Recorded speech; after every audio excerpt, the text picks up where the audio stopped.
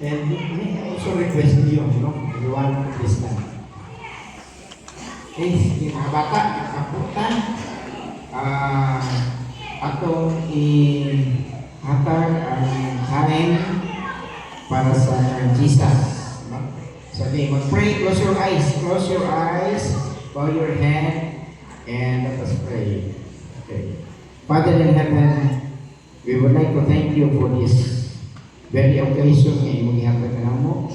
We can experience Ginoo sa imong kaayo, sa among kinabuhi, sa diin ikaw nagpakamaayo.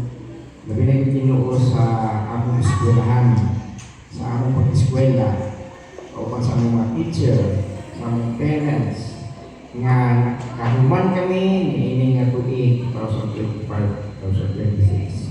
We thank you, Father, also for the message nga ang nadunggan just now. Salamat kay Ginoo nga doon na kami goal nga ron nga makuha na mo Ginoo ang good success nga Ginoo sa imong tudlo kanamo. And karon nga hapon naga-pray kami kauban sa mga church leaders Ginoo nga kini nga mga bata karon nga ikaw ang mag-bless kanila gabi na Ginoo sa ilang imuha as they go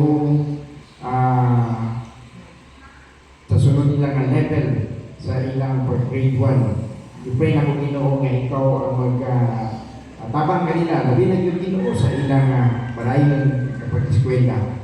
Salamat yun Ginoo nga ikaw ang himong model o labi na ang inyong ginasunod pinagi Ginoo sa mga kapigluhan na nagikan sa inyong balaan ng pulong. Father, we thank you also for sa panahon karon nga maka-pray sa kami sa mga parents nga mao kini ang imong guidance sa ilang pag-achieve sa ilang goal sa kinabuhi.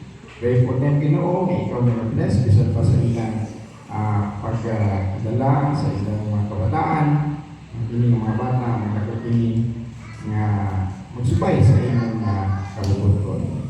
Nagapa ko Ginoo sa inyong panalangin karon bisan pa sa among pagpadayon ni among po. Sa ngalan ni Jesus, kinita na naman diampo. God bless. Pwede naman makalikod. Salamat kayo.